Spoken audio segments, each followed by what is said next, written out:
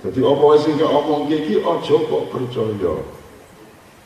Nek kowe arep percaya nang Gusti Allah karo Kanjeng Nabi apa Yesus nek kowe Kristen. Aja nang aku iki dipercaya karo bojoku wis abot. Aja ditambah percaya-percaya wong liya semono kae. Rasa nggandoli aku, rasa menganut aku aja dadekke panutan, aja dadekke public figure, aja dadekke tokoh. Aku ora mudeng tokoh ki apa, aku ora mudeng Kiai Haji ki apa. Kuwi yo penyakit jiwa sak Indonesia iki haji. Kuwi apa kuwi wong haji kok digawe gelar haji itu kan Anda ini semua bukan haji. Anda haji itu ketika Anda mulai mikot itu baru haji.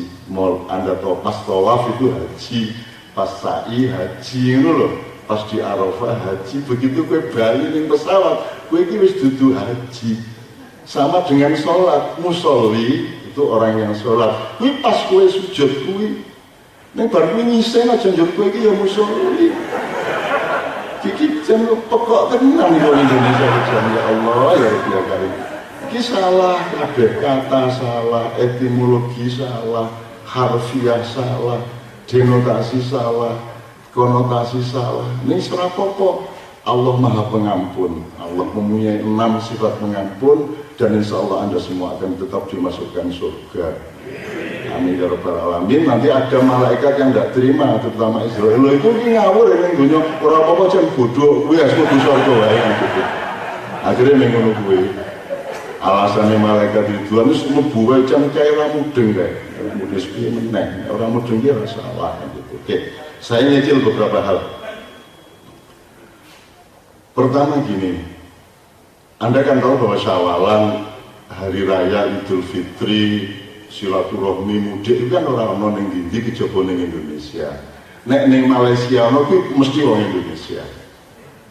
Nek ning Amerika ana wong ubian-ubian pas riyaya kuwi ya mesti wong Indonesia, nek wong liyane ora. Jadi mohon diingat itu tidak terlalu terkait dengan nas Islam, itu hanya terjemahan kultural dari prinsip-prinsip Islam khas Indonesia. Anda tahu kalau Syawalan itu yang menciptakan dari denanya yaitu Yai Wahab Hasbullah, runding sama Pak Karno.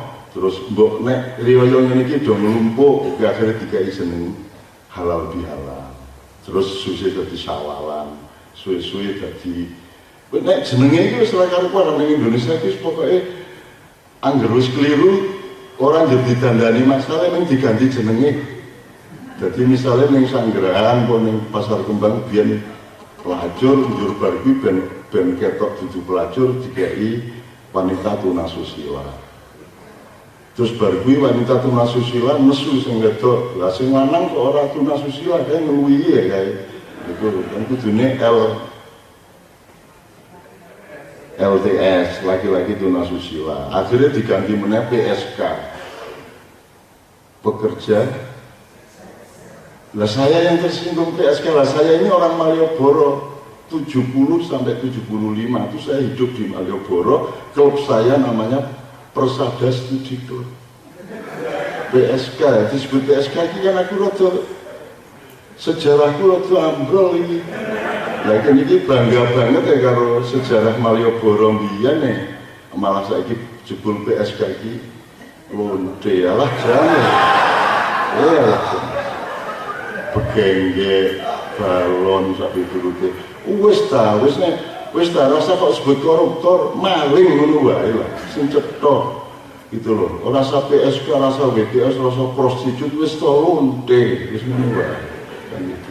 Dan lonte iki kok jelas sapa wae sing mengeksplorasi sesuatu yang bukan haknya itu berarti lonte. Jadi lonte itu bisa wanita jualan barangnya, bisa anggota DPR jualan kekuasaannya, ya toh, bisa rakyat jualan martabatnya, bisa, yes, jangan kira bangsa lonte. Aslinya Surapopo, lonte bareng kok. Aslinya, ini aku ya orang masalah kok gitu. Tidak ada masalah. Dan saya memohonkan ampun ya Allah kalau memang mereka tidak bisa berbuat lain kecuali itu, terus mau bagaimana? Ya wis lah muga-muga mlebu swarga kabeh. Ning Gusti Allah, oh yo mesti mlebu swarga nang Joko kuwatirne yo mampir neraka lah sedelek lah. 300 tahun. Oke, jadi saya mau urun gini. Mulai Idul Fitri dulu. Idul Fitri itu ada dua makna. Jadi Id itu artinya balik. Id ya'udu ada ya'udu idan ya. Wa huwa mu'id. Bali. Nah, fitri itu ada dua macam. Satu, fitri itu originalitas. Sangkan asal usule wong asline iki sapa kuwi. Nah, itu kita coba cari sehingga kita kembali ke aslinya. Kembali ke asli ini bisa sampai tingkat kultural, misalnya mudik itu kultural. Oh, aku ini anaknya Pak Kae, Mbah putune Mbah Kae, kampungnya ning kene, maka kita rame-rame mudik. Kan gitu. Karena kita mencoba mencari asal usul kita, fitrah kita. Kemudian kalau ini kita teruskan menjadi antropologis. Kalau antropologis ya janjane aku iki ya ora mung tekan mbah ya buyut ya canggah ya udeg-udeg ya. Nek diteruskan jebul ya tekan Nabi Adam jane ya padha wae rasa mudik. Nah kene iki mung padha-padha putune Nabi Adam dadi wis pokoke sak ketemune wong kuwi berarti sedulur. Nah itu kalau antropologi dadi mudik ra sida. Kan gitu. Makanya mudik kita pertahankan karena kita bertahan pada level kultural aja. Kalau mau diterusin lagi tauhid. Ya tauhid. Jadi asalnya jenengan itu ya tidak ada. Asalnya itu Allah sendiri sampean. Tidak ada selain Allah. La ilaha illallah. Ora ana apa-apa kejaba Allah. Dadi nek ana liyane Allah kuwi dudu tenanan liyane Allah. Kuwi mung Allah ki nyipratke awake sithik pure. Mungkin yo dadi jenengan, dadi kula, dadi alam, dadi gunung, dadi kali, dadi segara. Ning janjene iki Gusti Allah dhewe. Ning nek kita teruske engko do gendeng kabeh. Dadi tak ndek bab iki tak ndek rasa ngomong ku ndak ribut ke Siti Jenar Ibnu Arabi sak diturute wong kula luwih edan bangane Siti Jenar. Nek si jenenge ngono kuwi aku jane luwih edan. Ning kan ora ngetarani edanku. Karena saya bisa memakai kegilaan saya itu di dalam satu tata kultur dan bahasa sastra yang luar biasa sehingga semua orang terjebak tidak mengerti sesungguhnya aku ini malaikat ataukah iblis kan gitu. Wes. Nah, jadi Idul Fitri artinya nomor satu kembali ke kefitrian. Yang nomor dua, fitri itu dari kata futur, aftur bukan bensinnya pesawat. Aftur itu artinya aku makan, aku sarapan. Fitri itu adalah mangan. Jadi berposo 30 dino saiki mbadok meneh. Jadi ini jenenge Idul Fitri. Makanya menurut sampean yang sampean sendiri milih mana? Idul Fitri itu kembali ke kefitrian ilahiyah atau mangan meneh? Aslinya sampean milih mana? Nek cangkem. Nek hatimu, pikiranmu mungkin ngaku iki kefitrian Allah, ning prakteknya janjane sing nomor loro to. Wis ngaku wae. Allah kowe iki poso iki jane ya ora seneng kabeh. Ku ya mangkel ning rawani. Ya to, jane iki ya mangkel, ngopo ya tak poso barang. Apa masih ngerokok kuwi wah jan abot tenan. Itu. Makanya yang dirayakan gini. Sekarang untuk logika pertama sama kedua. Menurut sampean, kegembiraan dan kebaikan itu dhuwur ndi? Ono kegembiraan, seneng gembira, ono meneh apik. Kuwi derajatnya dhuwur ndi sebagai nilai? Gembira apa apik? Nah, ada yang jawab gembira, ada yang jawab apik. Saya tidak akan mempersoalkan. Monggo dipilih-pilih. Ya. Nek gembira ning sanggerahan zaman biyen gembira banget ya guys. Ning ora apik. Apik ning ora gembira.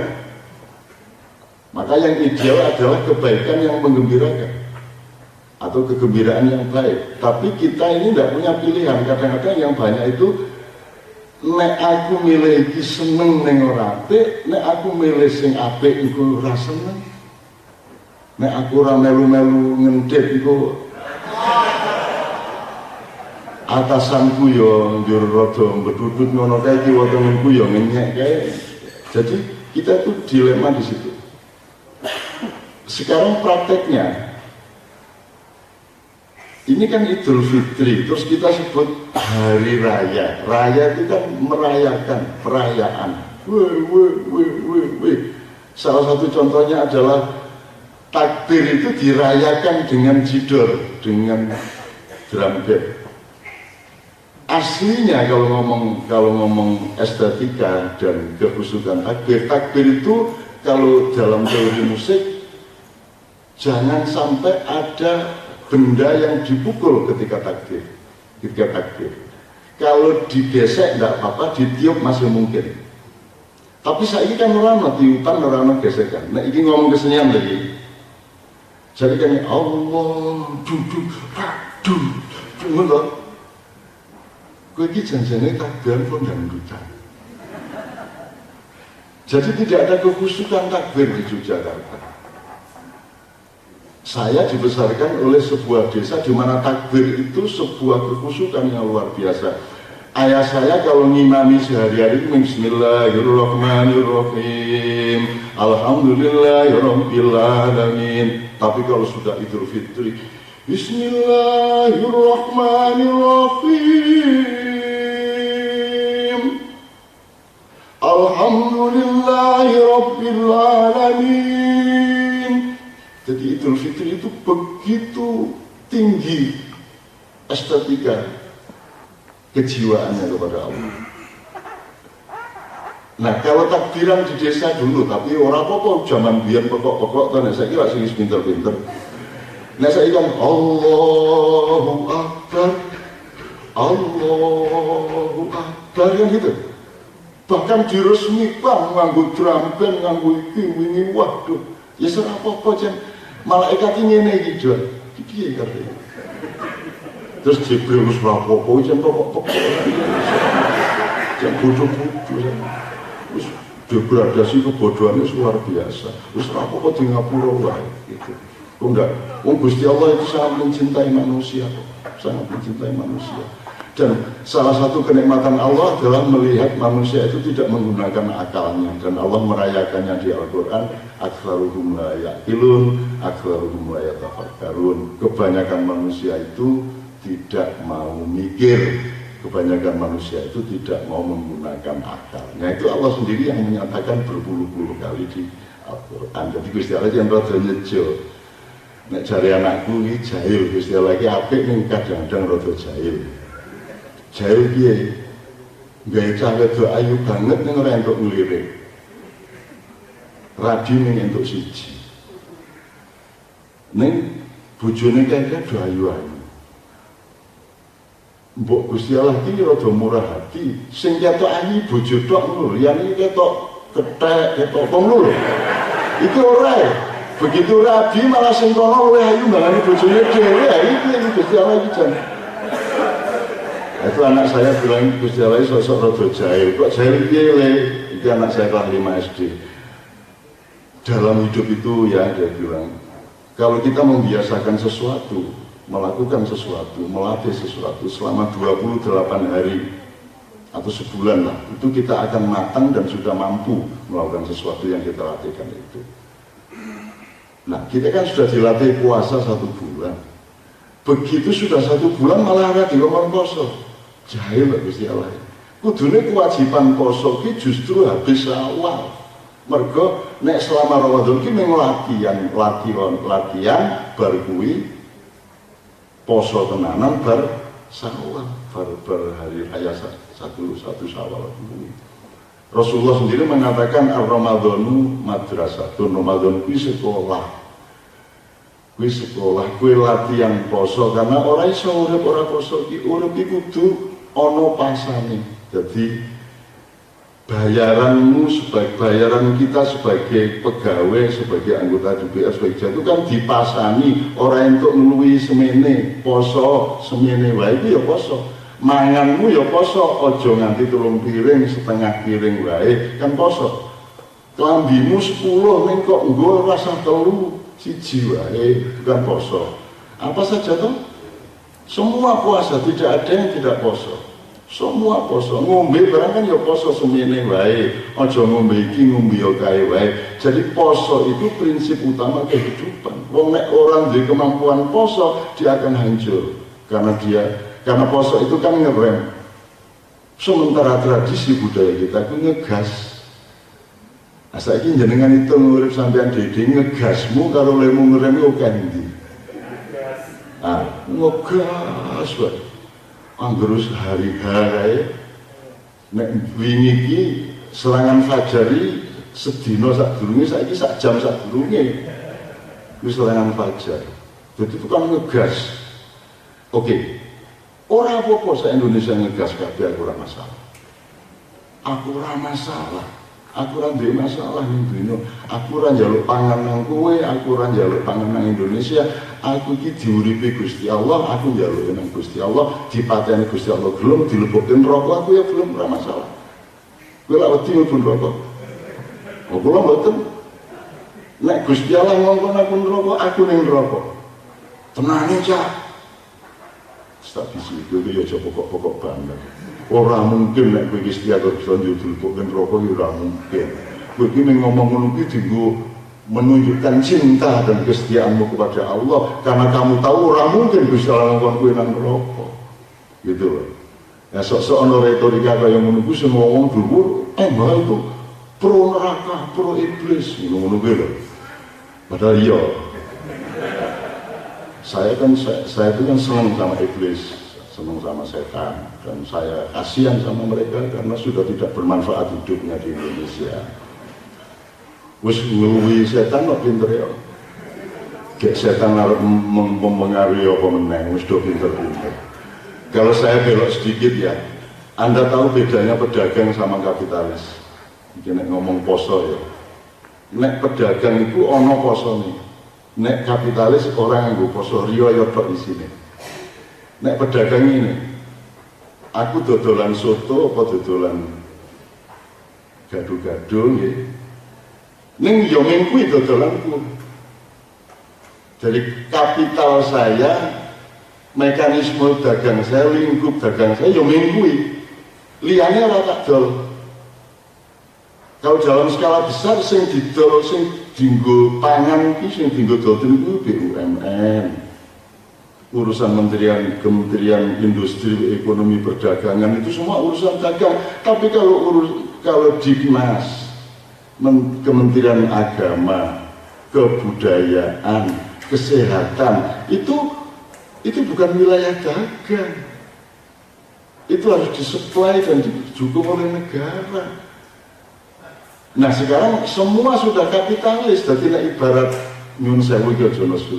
Nek pedagang iki mung kaya menungso kae, ana atine, ana raine, ana wetenge, ya ana nafsune barang, tapi ning kene nafsune iki ning kene karo ning kene. Ning kene iman, ning kene akal pikiran. Jadi nafsune iki ning weteng mengisor. Yo, weteng mengisor iki ya macam-macam, ana sing geragas, ana sing saanane, ana sing nafsu banget, ana sing bojone ditekuk-tekuk diuncal-uncal kayak supaya ngono kae. Tapi tidak apa-apa, wilayahnya cuma di sini. Nah, jadi kalau digambar pedagang itu menungso ana kelamine. Nek kapitalis kuwi sak awake iki kelamin kabeh. Kuwi men kelamin sak awake. Apa wae didol. Apa wae didol. Jabatannya didol, gimana? Jadi menteri dodolan kementeriannya, jadi staf ahli menteri dodolan jabatan stafnya, jadi anggota DPR dodolan, jadi majelis ulama ya dodolan. Saiki malah nek Ramadan ini kan nyewa imam, nyewa muadzin ya kan gitu. Jadi itu dodol sembarang dodolan, jadi sembarang didol. Jadi seluruh tubuhnya itu kelamin. Gusti Allah yo didol, Ramadan didol.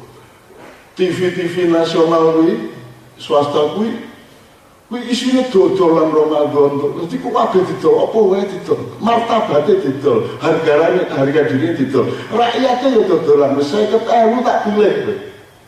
Jadi harga demokrasinya dia itu dijual 50.000, 100.000. Itu namanya kapitalis. Mesake. Nek kapitalis iki James Riyadi ra masalah. Lagi kapitalis ceperan ning 50.000 ning kapitalis. Itu. Ini saya tidak ngecam dan tidak ngeritik loh. Ngono kuwi nek menurut aku nek arep ngono kan kuwi ora masalah. Tidak ada masalah. Saya tidak, itu tidak mengurangi cinta saya kepada manusia, tidak mengurangi. Entah itu waktu ini. Kalau gitu saya pelotot sedikit. Saya pelotot senyum sabu ya Mas. Saya pelotot sedikit. Anda ini beruntung karena hanya mendengar adzan yang dekat sini. Saya ini punya frekuensi jauh. Setelah adzan sini selesai di Kebumen kedengaran oleh saya. Bar Kebumen, Cirebon, bar Cirebon, Sumatera, bar Sumatera, India. Jadi aku ora tahu ora krungu adzan. Jadi nek dikongkon leren. Kapan ngomongnya lah adzan terus ya seluruh dunia adzan terus. Anak jenengan krungu adzan sing ngene iki lha iki krungu sak dunya krungu terus ya menurut leren. Iya coba. Lucu urip iki. Terus kuwi biasa ngomong nek adzan yo rentuk ngomong kuwi yo sapa. Ulama saka ngendi? Kejane aneh-aneh wae Indonesia. Oke. Saya nyicil dikit lagi. Jadi Idul Fitri tadi Anda milih ya. Kembali makan atau mencari kesejatian kan gitu. Monggo tingkatnya sampai mana. Nomor 2, tadi kan saya tanya gembira sama baik itu lebih tinggi mana? Kan dalam hidup itu ada baik buruk, benar salah, enak enak atau indah atau tidak indah. Barang sing indah atau penak kudu bener, misalnya kudu halal ya. Orang ojo nganti barang penak neng ora halal, ora apik. Ojo nganti ono barang apik neng ora bener, misalnya barang apik ora bener iki apa ya?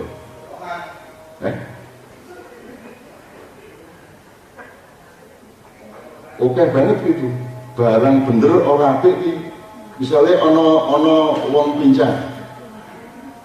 Kowe kok jingklang piye kowe? Bener ora aku.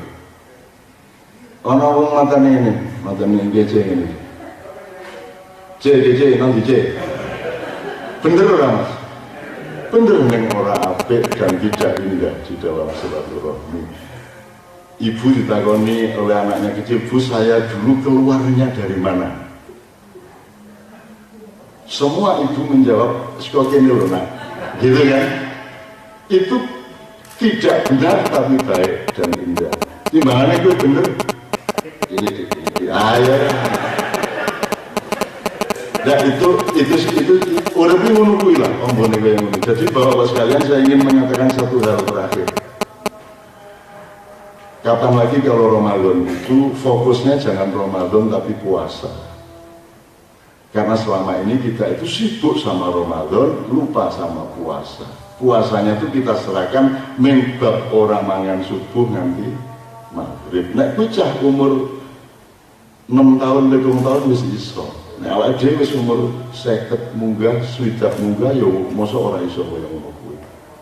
Jadi itu puasa Ramadan itu bukan pekerjaan anak kecil, itu adalah latihan supaya kita bisa benar-benar melakukan puasa-puasa di dalam pekerjaan sehari-hari kita, dalam profesi kita dan seterusnya.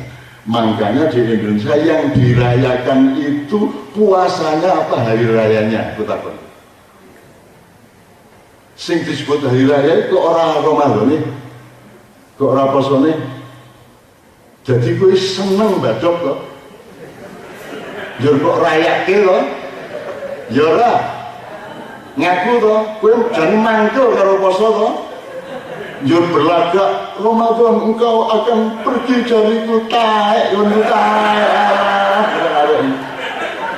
gayamu gayamu. Wong buktinya begitu Idul Fitri kamu mercon, hura-hura. Kamu itu merayakan materialismemu, merayakan lemu ngegas, kamu tidak menghormati ngeremmu kan begitu. Nah, ini ya ora apa-apa. Wis ora apa-apa. Jadi Mas Arief, saya mohon maaf saya melanggar waktu sedikit. Mudah-mudahan itu diingat aja. Satu, Idul Fitri dua makna. Nomor dua, fokus kita ini Ramadan apa puasa. Terus sampean kalau niat, ini detail kecil-kecil ya, kan nawaitu saumal ghadi an adai fardhi syahri ramadhani hadhihi sanati fardhon lillahi ta'ala dulu zaman dulu diajarkan di musola. Ingat kalimatnya, nawaitu saumal ghadi. Aku berniat saum besok pagi. Di Quran tidak ada disebut kata saum. Yang di Quran itu apa? Siam. Ayatnya piye Mas? Siam. Iki aku iki ora apal ayatnya untuk membatalkan kiai haji ini. Jadi gini aja, siam itu adalah puasa belajar, puasa madrasah, puasa pembelajaran, puasa sekolahan. Pas Ramadan sekolah subuh nganti maghrib itu namanya siam. Jadi nawaitu siamul ghadi, seharusnya begitu. So kalau saum bukan itu, artinya saum itu adalah menemukan keperluan puasa di dalam pekerjaanmu. Gajimu sepiro dibandingi karo supirmu. Kowe kudu nganggo prinsip poso nggih mboten. Jadi puasa itu, saum itu adalah keperluan manusia untuk menerapkan margin yang minimal. Karena kita punya anak cucu, Angga ini mau menambang pasir besi seberapa? Mau ngambil emas seberapa dari tambang? Kuwi wae anak putumu, kok ora ono aturane iki piye? Minyak itu seberapa boleh diambil? Kenapa setiap orang bebas beli bensin berapa saja? Beribu-ribu motor tiap hari di pom bensin, tuku piro wae entuk. Lah terus anakmu sok-sok piye nek kentekan? Maka diperlukan saum. Itu kira-kira Mas. Ning yo iki kan ideal. Jadi misalnya kan orang kok kabinet kok ngomong siam saum orang. Di sidang kabinet Tuhan tidak boleh disebut. Bolehnya untuk awal untuk pembacaan ayat suci Al-Quran. Ini sambil saya ngomong kepada teman anak saya yang tadi ngaji ya, sampean mbok jangan dibebani khayal-khayal mengenai qiraah, mengenai ngaji. Ngaji ki orang yang gula-gula popo.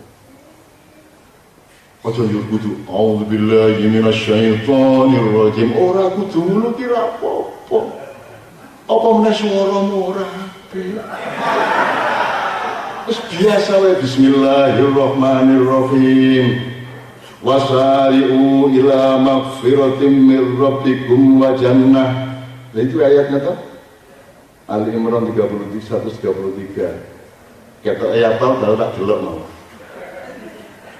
Ngono tok ora apa-apa. Ora iso maca Arabe ora apa-apa. Waca terjemahane tok ya ora apa-apa. Ora apa-apa. Ora nganggo wacanan Quran acara DPR sal ora apa-apa.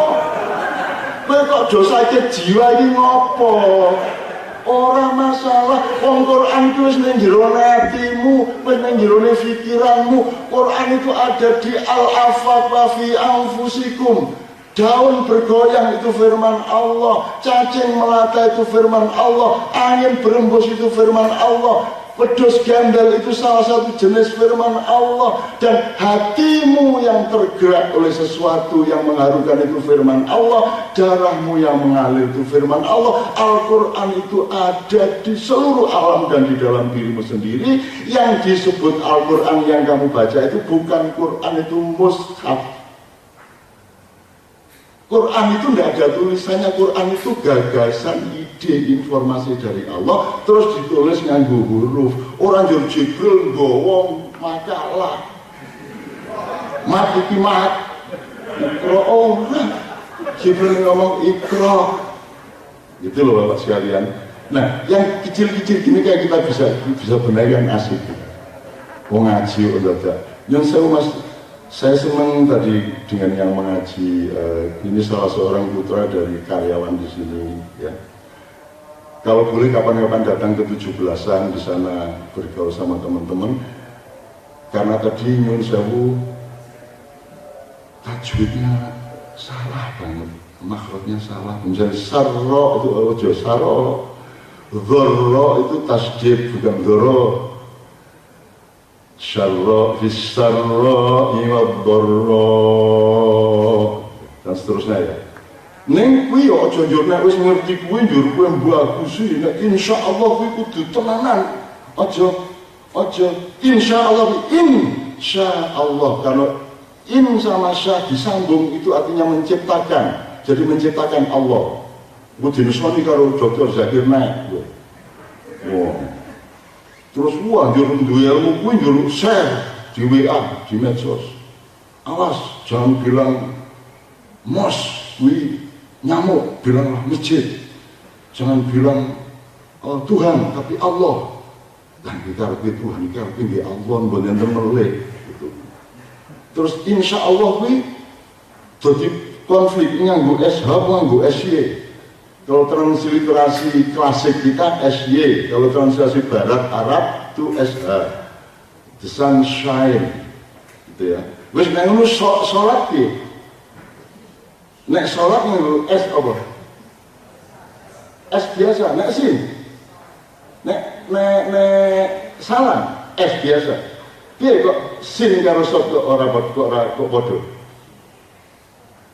Ki pokok ku wong barat karo wong Arab kuwi ora konsisten. Jadi balik ke translasi klasik kita. Itu beneran. Dan kalau mau konsisten soal insya Allah Bapak sekalian, hati-hati ngomong insya Allah, wis nggak perlu rasa ngomong. Terus mending gue ngapusi lah. Bahane ngomong insya Allah tinggal ngapusi. Ya insya Allah gue karepe lah. Ora ta Pak ya. Iya, itu bahane gue ngapusi mbok wis ora sah. So nek ngomong insya Allah tenanan. Tajwidnya tenanan, makhrajnya tenanan. Insya, orang itu insa, orang itu insa, orang itu infa, tapi insya. Insya, shin, itu pun kalau ada alif mati, jur ketemu hamzah, urip hamzah. Ya. Kui alif lagi, dawane 3 kali lipat. Jadi orang itu insya Allah, orang itu nek arep tajwid tenan lho ya. Insya Allah salah, sing bener insya Allah. Ping 6. Jadi gue nang dalan ketemu kanca, engko sore teka ya. Insya Allah. Mengko wong gendeng sesuai. Ya Bapak sekalian, saya akhiri, saya mohon maaf untuk sing dowo-dowo ora karo-karuan. Intinya gini, saya percaya sama sampean. Saya percaya kepada sejarah sampean, saya percaya kepada pembelajaran sampean. Saya percaya bahwa Anda semua akan husnul khotimah. Orang orang kabeh mesti akan kembali kepada kebaikan. Kalau ada yang sedang tidak berada di kebaikan, tapi saya tidak pernah menuduh siapapun ada di dalam keburukan. Saya husnudzon kepada Anda, saya optimis kepada Anda. Anda semua akan mudah-mudahan kita bertemu di surga dalam 2 macam keabadian. Khalidina fiha abada. Khalidin wis kekal, abadan kekal meneh. Dan kita harus masuk surga. Karena kita tidak bisa mati njur wis ora iso. Ora iso. Rumah samu njur mati kubur wis. Ora iso diseret ke karo Israel. Ora iso kowe urip meneh no. Kowe tanggung jawab no.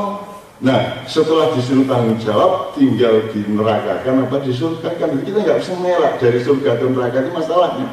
Nah, misalnya untuk pensiun dini dari surga neraka, enak malah wis rasa neraka rasa swarga wis, makanya bingung. Tapi ini tidak bisa, gelem ora gelem Anda harus masuk surga, atau mau tidak mau Anda harus masuk neraka. Tidak ada tempat lain, tidak ada wilayah lain kecuali dua itu. Nah, saya yakin Anda semua masuk surga lah, birolah bisoni. Sudah kersek-kersek dari loudspeaker masjid, saya harus mundur acara, dan saya bersyukur tugas saya nggak terlalu panjang. Saya menyampaikan dan menyebut persis seperti yang Mas Arief sebut tadi. Jadi nggak usah saya ulangi karena sudah diwakili oleh beliau. Ketua, wakil, driver, semua sudah tak sebut kabeh. Saya mohon maaf atas semua kesalahan-kesalahan saya selama saya ada di Jogja. Ada kesalahan yang disengaja, tapi saya juga nyari, aku tahu ngejo salah apa ya kira-kira ya. Ada kesalahan yang tidak disengaja, ada kebenaran yang ketika sampai ke tempat lain menjadi kesalahan, kan bisa. Ada kesalahan yang malah jadi kebenaran, misalnya London jajah yang dirakhirin oleh negara Indonesia. Jadi kita bersyukur atas penjajahan itu. Ya, ono macam-macam lah kemungkinan salah dan benar. Pokoknya pulau nyuwun gunging pangaksani, saya mohon maaf atas semua kesalahan saya. Entah lewat mana saya salah. Nomor 2, saya ingin menyatakan bahwa saya mau ke sini ini tidak karena Idul Fitri, tidak karena Ramadan, tidak karena Islam, tidak karena Allah, tidak karena macam-macam. Tapi karena saya berterima kasih kepada Yogyakarta. Karena saya ditampung selama 48 tahun. Saya masuk Jogja tahun 1968. Sampai sekarang berarti 48 tahun. Dan saya diperlakukan sangat baik, saya mendapatkan macam-macam di Jogja, saya berterima kasih. Nomor 2, jenenge 48 tahun ya pasti tumbuh cinta saya kepada Jogja. Ya, karena cinta itulah saya mau datang ke sini, karena Anda semua adalah ikon dari masyarakat Jogja yang mewakili mereka semua untuk masa depan. Yang ketiga, saya punya harapan besar kepada Yogyakarta ini dalam konteks Jogja maupun Ngayu Jogarta Diningrat DIY. Dalam konteks masa depan dunia ini sebenarnya mau pakai apa? Ini mau republik terus, apa mau persemakmuran, apa mau kayak di Eropa semua kerajaan tetap menjadi sesepuhnya setiap pemerintahan, apa Belanda, Denmark, Spanyol, semua kan kerajaannya masih tetap. Sementara kita masih bingung dengan keraton, kita masih bingung dengan demokrasi, kita bingung dengan konstitusi. Jadi saya punya harapan besar kalau ngomong Jogja dan DIY itu sebenarnya saya punya mimpi-mimpi yang besar ke depan, bahwa Yogyakarta itu lambat atau cepat ya memang harus dia yang memimpin Indonesia. Nah, itu macam-macam bisa kita jelaskan, tapi ini bukan forumnya. Kapan-kapan kalau itu diperlukan kita akan bisa diskusikan bersama-sama, karena yo nek ora ono Yojo ya ora ono Indonesia, karena sing dukuni NKRI iki ya Yogyakarta, sing biayai kabinet RI 2 tahun bayari menteri ini segala macam ngili nggone nganti UGM ya disili, stasiun disili ya keraton Yogyo. Jadi menurut saya Yogyakarta itu sangat dikhianati oleh anak-anaknya yang namanya Republik Indonesia. Ini surah pokok anak-anak khianatis biasa. Berikutnya gini, saya tidak akan ngeritik siapa-siapa, apalagi Jogja. Saya tidak akan mengoneki, saya tidak akan menyatakan tidak setuju, atau pokoknya apa-apa lah, sekarang mulai. Saya cuma menjalankan tugas untuk berpendapat, bahwa saya diberi kepercayaan untuk memberi hikmah sawalan, dan saya juga menerima semua kategori yang ditimpakan kepada saya tidak ada masalah. Ditulis Kiai Haji Yesben, terus dicolok karo Mas Arief dicolok Ustadz Yesben, mongko aku benci tenan karo sing jenenge Ustadz Kiai Haji barang iki benci pol. Orang yang ora setuju jane benci banget dengan alasan yang saya bisa bertanggungjawabkan bahkan di depan Allah Subhanahu wa taala. Ning apa-apa. Saya tidak apa-apa diapakan saja sama orang dan yang penting saya tidak pernah ganggu sampean. Saya tidak pernah ganggu NKRI, saya tidak pernah ganggu DIY, saya tidak pernah ganggu rakyat, saya iso-isone ngewangi apa sing iso tak ewangi, terutama manusianya, rakyatnya. Jadi saya tidak pakai alasan berdiri di sini karena NKRI, karena saya itu tidak serak sama NKRI. Aku rapatnya setuju, presidennya aku ya setuju, pemerintah aku setuju, sistemnya aku ya setuju. Ora cetha KPK niki KPK kaya melu maling wis ora cetha. Jadi aku ora ngritik ning pokoke aku ora masalah kok. Kowe ngono aku ora masalah, aku ora ganggu ning kowe aja pisan-pisan jemo aku, aja pisan-pisan ganggu aku supaya aku ora duwe alasan untuk melakukan pertempuran-pertempuran yang tidak pernah saya cita-citakan. Jadi aku ora masalah. Saya cuma ingin nyicil. Jadi misalnya DPR piye sak diturute etos kerjanya piye, fokusnya itu rakyat apa cari badi apa sih? Aku ora masalah, monggo. Ora masalah. It's yours. It's none of my business. Jadi Anda sudah gede, Anda sudah mateng, Anda sudah sarjana semua, wis sholat dino, wis nang gereja, wis ora ono masalah. Waman syaa fal yu'min, waman syaa fal yakfur. Sing arep kafir kafiro, sing arep muslim muslimo, ora masalah. Ono kafir sing muslim, ono muslim sing kafir, dan tidak pernah jadi orang ono mas nyun sewu iki aku mau berpendapat ya, orang ono wong muslim titik kira ono. Wong kafir titik kira ono, wong musyrik titik kira ono. Itu harus ada kata sambungnya. Jadi kafir terhadap apa atau siapa, muslim terhadap apa atau siapa, musyrik terhadap apa. Jadi ada konteksnya, ada gantolannya. Jadi misalnya iblis itu kafir terhadap Allah, tapi kalau koruptor itu muslim terhadap iblis. Begitu kan? Ya, koruptor itu muslim terhadap iblis, kafir terhadap Allah. Allah itu kafir terhadap iblis. Itu bahasanya melukui. Jadi mulanya janjane rusak negara iki antara mergo ora tau cetha nek ngomong iki cangkeme iki ben dicodhok rek karo-karo. Ora mudeng muslim ki apa, kafir ki apa, sesat barang malah dinesoni. Ono wong ora ngerti dalan mlebu gang bul buntu malah dikepung wong kampung sesat lho piye iki. Kuwi iki golek dalan sing bener mboten nyepas kok malah dinesoni. Wong Indonesia iki aneh. Gitu loh, wong sesat kok dinesoni. Sesat itu ditolong kan gitu. Nah, jadi tentang Indonesia sekarang aku iki duwe pendapat dhewe. Kudune negara iki piye? Kudune pemerintah iki piye? Jenenge iki pemerintah cocok ora lah. Kowe iki dibayar kok malah merintah iki. Kuwi ketemu pirang perkara. Wong iki dibayar kok. Kowe iki buruh, kowe iki pembantu rumah tangga. Jokowi itu TKI 1. Njur kowe teko rene bagi sembako duitmu kok piye? Kuwi duite rakyat dhewe. Kok terus kowe rumahmu kowe bantu rakyat dengan bagi sembako. Ha sembako ne mbahmu kok piye kuwi?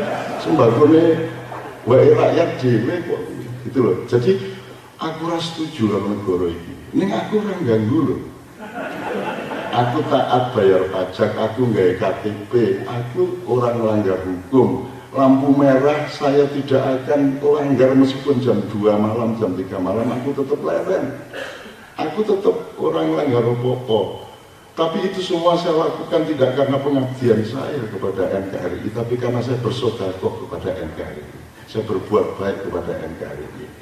Aku orang di kewajiban apa-apa, aku orang dibayar, aku orang melu pilkada, aku orang melu pilek, aku orang melu pilpres, orang melu pilkades, orang melu macam-macam. Aku orang di kewajiban apa-apa, aku di kewajiban nang anakku karo bojoku, susuk tak bertanggung jawab nang Gusti Allah.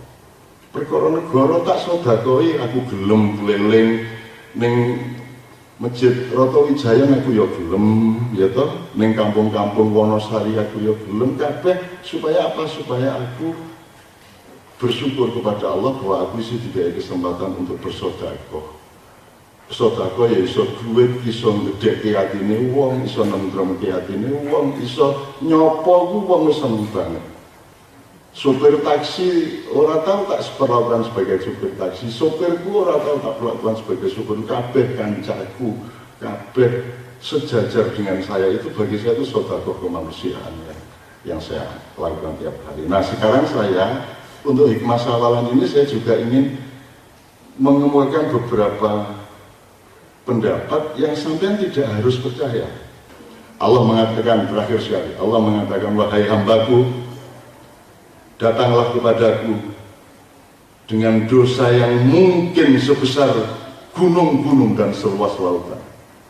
Datanglah kepadaku memohon ampun dan ketahuilah bahwa ampunanku lebih besar dari semua gunung dan lebih luas dari semua lautan. Wis pokoke ayo njaluk ngapura kabeh nang Gusti Allah. Qul indallahu fa innama abidu ala nafsi wa ini tajidu firmailuha ilayya Rabbi. Kalau ada yang salah saya, yang salah mohon maaf, terutama kasar-kasarnya kata saya. Kalau ada yang benar, mudah-mudahan Allah akan menerapkan kebenaran di dalam hidup Anda semua.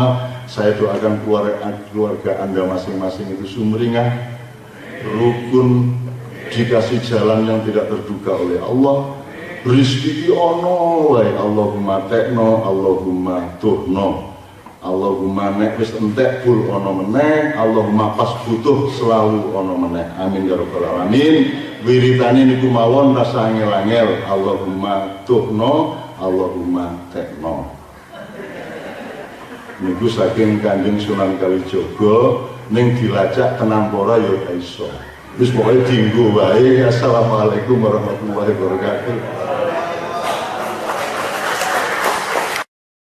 Bukan Cak Nun, ini yang dihadirkan secara itu tadi.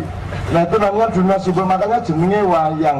Maka nontonnya dari belakang, yang ditonton itu bayangannya. Hidupmu semua ini bayangan dari Allah sendiri. Maka engkau harus bertauhid karena engkau tidak bisa punya jalan lain kecuali menyatu kembali dengan Allah Subhanahu wa taala. Tauhid artinya memproses diri untuk menjadi satu kembali dengan Allah Subhanahu wa taala. Kuwi jenenge nyawiji. Tauhid kan sampeyan terangkan Gus, tauhid kan menyatukan diri nggih. Menyatukan diri kira-kira ngono kuwi. Nah Gus, sampean kan yo sekolah modern, yo santri, apalagi beliau putranya kiai yang sangat nomor satu dihormati sekarang di Indonesia, yang paling senior, paling sepuh, dan kita semua takdim kepada beliau. Maka beliau yang paling bisa memberi inti beberapa santri kipiye, sing paling substansial, sing paling inti, sing paling hakiki itu apa. Kalau sudah mengerti yang hakiki, Anda melakukan tahqiq. Tahqiq itu artinya ya minal haq ya, al haqqu tsumma apa, kalau Anda apa ya, negeske bener iki tahqiq ya, negeske bener. Nanti mungkin beliau punya terjemahannya. Nek kowe wis bener ning urung kok tegeske bener. Kalau sekedar tafakuh ki meng pokoke nggon iso ngadeg bener, ning nek tahqiq ki mancep tenan. Jadi dengan kesantrianmu Anda harus melakukan tahqiq. Tahqiq, ta, ha, qaf, ya, qaf. Ya. Qob, ya. Dialog, berarti kan ada gitu, dialog gitu. Ya. Itu ya, Gus, saya mohon pokoknya tolong dikasih beberapa unsur untuk supaya tahqiq teman-teman santri ini. Gue mantep kok dari santri, tahqiq, diencepno tenan, penting tenan santri ini. Soalnya Indonesia wis dadi abangan kabeh kaya ngene iki. Pemerintah abangan, DPR abangan, sak piturute. Sayang Pak Nurdin sakit sehingga harus pulang, sehingga tidak bisa menjelaskan abangan ki apa. Abangan itu dari abaan. Abaan nek santri itu taatan. Jadi sebenarnya orang yang taat kepada Allah itu namanya santri. Kalau abangan itu orang yang mengabaikan Allah. Abaan wong Jawa nek ain kan ngain. Jadi abangan gitu. Ngainun najib. Ya. Terus angu dubik ngau angu dubilah nanti ya itu orang Jawa ora apa-apa, enggak salah juga isone kaya ngono kuwi arep piye meneh kan gitu. Gus, saya mohon dengan sangat kasih beberapa taktik ya yang harus disadari oleh santri sehingga kita pulang dari sini mantep tenan dari santri, karena Anda bukan hanya menyelamatkan dirimu di hadapan Allah, Anda juga akan menyelamatkan negara kesatuan Republik Indonesia dari penjajahan yang sekarang sedang berlangsung macam-macam. Nyun sewu Gus. Terima kasih Cak Nun. Saya akan mencoba memberikan beberapa hal mengenai santri sebagaimana yang saya pahami. Pernah belajar lama di pesantren dari kecil, saya tidak pernah SD, mulai procot langsung madrasah, jadi tidak pernah mengenal sekolah negara. Tapi kata orang beruntung sekali, tapi tidak tahu apa beruntung apa enggak ya. Yang pertama ingin saya sampaikan, pertama pembelajaran di pesantren itu selalu dimulai dari masjid. Yang pertama itu masjid, karena masjid itu adalah simbol spiritual. Sekolahnya Nabi Muhammad ya di masjid, pembelajarannya ya di masjid, mengatur negara juga di masjid, karena merupakan spirit Nabi Muhammad SAW. Sejarah tentang santri-santri di Indonesia juga selalu dimulai dengan masjid, dengan langgar. Sebelum punya apa-apa sudah punya masjid, sudah punya langgar. Kalau dulu biasanya santri-santri itu kalau tidur ya di langgar itu kan. Sebelum ini semuanya ada, langgar itu ada. Kemudian yang kedua, santri itu sebetulnya tidak hanya ilmu tetapi spirit. Bukan hanya transfer ilmu tetapi transfer spirit guru. Saya masih bisa memahami kenapa muridnya Hadratus Syekh ngaji beberapa bulan. Tidak semua muridnya Hadratus Syekh Hasyim Asy'ari itu orang pinter-pinter, tidak semua, tapi hampir semuanya itu punya spirit Mbah Hasyim Asy'ari. Orang punya ilmu 10 tidak punya spirit, dengan orang punya ilmu 2 tapi punya spirit, itu saya jamin yang akan bermanfaat di masyarakat itu adalah orang yang punya ilmu 2 tapi punya spiritnya guru. Orang yang pulang dari Mbah Hasyim, pulang dari Mbah Khalil Bangkalan, murid-muridnya Nabi Muhammad tidak semuanya pintar-pintar, tapi satu hal yang hampir kita pastikan, mereka itu punya spiritnya guru. Tanggal 17 September Hadratus Syekh itu memaklumatkan sebuah resolusi jihad sebelum tanggal 22 Oktober di Surabaya dikuatkan dalam keputusan. Kalau sekarang PBNU-nya tanggal 17 itu sudah dimaklumatkan oleh Mbah Hasyim Asy'ari bahwa menjaga negara ini hukumnya adalah wajib. 17 Agustus ketika memaklumatkan kemerdekaan Indonesia, memproklamirkan Indonesia, itu tanggal 31 Agustus itu Belanda berani mengumumkan, memerintahkan untuk mengerek bendera di Surabaya, tempatnya Nahdlatul Ulama. Nah kemudian makanya ketika Soekarno itu kemudian minta fatwa kepada Mbah Hasyim Asy'ari, bagaimana ini? Bagaimana mungkin negara yang sudah berdaulat ini ada sebuah negara yang masih merasa memiliki Indonesia? Maka tanggal 17 November Mbah Hasyim mengeluarkan resolusi jihad. Wajib hukumnya mempertahankan negara ini. Siapa yang memusuhi negara ini wajib diperangi. Itu tanggal 17 hanya sekedar pengumuman begitu saja. Tanggal 19 bendera-bendera itu diturunkan oleh santri-santri pada saat itu. Betapa spirit guru itu luar biasa. Saya sekolah di Mesir, pimpinan tertinggi itu bukan kok rektor, karena rektor itu seringkali hanya menjadi simbol transfer ilmu. Mengenal rektor itu sebagai begawan ilmu, bukan begawan spiritual. Yang penting ilmunya. Makanya pimpinan tertinggi kalau di sekolah saya dulu itu bukan rektor, tapi Syekhul Azhar. Orang kalau sudah menjadi Syekhul Azhar, itu cara bajunya aja udah berbeda. Itu nggak boleh pakai dasi, itu nggak boleh. Biasanya pakai dasi, begitu diangkat jadi Syekhul Azhar, itu pakaiannya harus kayak Cak Nun begini. Sudah nggak pantas lagi. Untuk menyampaikan kepada semuanya bahwa institusi ini itu bukan hanya sekedar institusi ilmu, tetapi transfer tentang roh, spirit. Dulu filosof kita Ibnu Miskawah itu pernah mengatakan begini, at-thariqah ahammu minal maddah. Cara itu lebih penting daripada materi. Ada terusannya, wal ustadzu ahammu minat thariqah.